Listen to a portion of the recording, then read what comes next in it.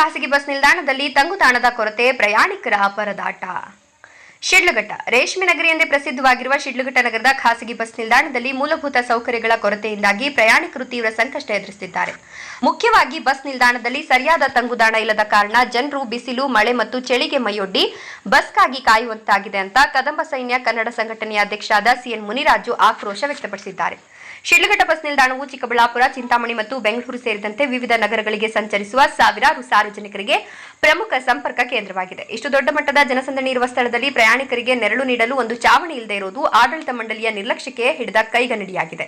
ಸುಡುವ ಬಿಸಿಲಿನಲ್ಲಿ ವೃದ್ಧರು, ಮಹಿಳೆಯರು ಮತ್ತು ಮಕ್ಕಳು ರಕ್ಷಣೆ ಇಲ್ಲದೆ ಪರದಾಡ್ತಿರುವುದು ಶೋಚನೀಯವಾಗಿದೆ ಅಂತ ತಿಳಿಸಿದರು. ಬಸ್ ನಿಲ್ದಾಣದಲ್ಲಿನ ಅವ್ಯವಸ್ಥೆಯನ್ನು ತಕ್ಷಣವೇ ಸರಿಪಡಿಸಿ ಪ್ರಯಾಣಿಕರಿಗೆ ಅನುಕೂಲವಾಗುವಂತೆ ಸುಸಜ್ಜಿತ ತಂಗುದಾಣ ಮತ್ತು ಇತರ ಅಗತ್ಯ ಸೌಲಭ್ಯಗಳನ್ನು ಒದಗಿಸಬೇಕು ಅಂತ ಅವರು ಒತ್ತಾಯಿಸಿದರು.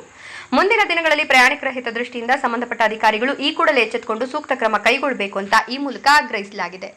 ವರದಿ ನಂದಿ ರಾಜೇಶ್, ಶಿಡ್ಲಘಟ್ಟ.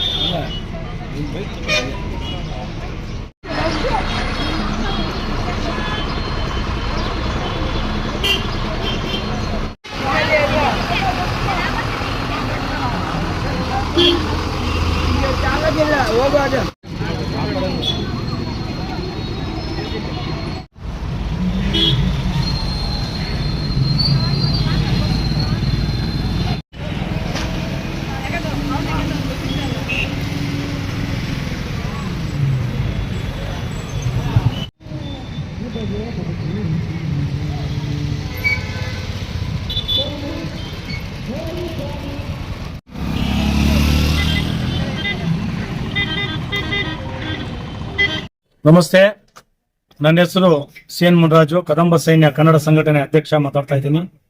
ಏನು ಶಿಡ್ಲಘಟ್ಟ ನಗರ ಇವತ್ತು ರೇಷ್ಮೆಗೆ ಹೆಸರುವಾಸಿ ಆಗಿರ್ತಕ್ಕಂಥ ಒಂದು ನಗರ. ಈ ನಗರದಲ್ಲಿ ಬಸ್ ಸ್ಟ್ಯಾಂಡ್ ಅಲ್ಲಿ ತಂಗುದಾಣ ಇಲ್ಲದೆ ಜನರು ಪರದಾಡುವಂತ ಸ್ಥಿತಿ ನಿರ್ಮಾಣವಾಗಿದೆ. ಬಿಸಿಲಿಗೆ, ಮಳೆಗೆ ಮತ್ತು ಚಳಿಗೆ ಜನರು ಪರದಾಡ್ತಾ ಇದ್ದಾರೆ. ಇಲ್ಲಿ ಯಾವುದೇ ತರದ್ದು ಪ್ರಯಾಣಿಕರು ಸಂಚರಿಸುವಂತ, ಈ ಕಡೆಯಿಂದ ಚಿಕ್ಕಬಳ್ಳಾಪುರಕ್ಕೆ ಹೋಗ್ತಾರೆ, ಈ ಕಡೆಯಿಂದ ಚಿಂತಾಮಣಿಗೆ ಹೋಗ್ತಾರೆ, ಬೆಂಗಳೂರಿಗೆ ಹೋಗ್ತಾರೆ. ಎಲ್ಲ ಸಾರ್ವಜನಿಕರು ಬಂದು ಇಲ್ಲಿ ಬಸ್ಗೆ ನಿಂತುವಂತ ಒಂದು ಸ್ಥಳ. ಇಂಥ ಒಂದು ಸ್ಥಳದಲ್ಲಿ ತಂಗುದಾಣ ಇಲ್ಲದೆ ಪರಿಸ್ಥಿತಿ ನಿರ್ಮಾಣವಾಗಿರೋದ್ರಿಂದ ಜನರಿಗೆ ಬಹಳ ತೊಂದರೆ ಆಗಿದೆ.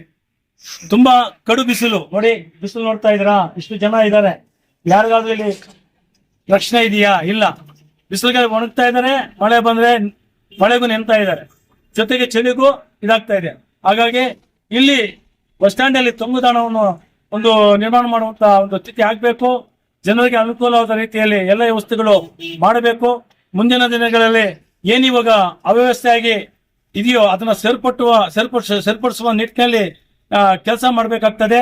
ಆ ನಿಟ್ಟಿನಲ್ಲಿ ಏನಿವತ್ತು ಜನ ಸಂಚರಿಸುವ ಸ್ಥಿತಿಯಲ್ಲಿ ಇವತ್ತು ಬಸ್ ಸ್ಟ್ಯಾಂಡ್ ಅಲ್ಲಿ ನಿಂತ್ಕೊಂಡಿದ್ದಾರೆ ಜನ. ಅವ್ರಿಗೆ ಬಿಸಿಲಿಗೆ ಚಾವಣಿ ಇಲ್ಲ, ಏನಿಲ್ಲ, ತಂಗುದಾಣ ಇಲ್ಲ. ಇದು ಮುಂದಿನ ದಿನಗಳಲ್ಲಿ ಸರಿಪಡಿಸಿ ಇದು ಮಾಡ್ಬೇಕಂತ ಒತ್ತಾಯಪೂರ್ವಕವಾಗಿ ಒತ್ತಾಯಿಸ್ತಾ ಇದೆ.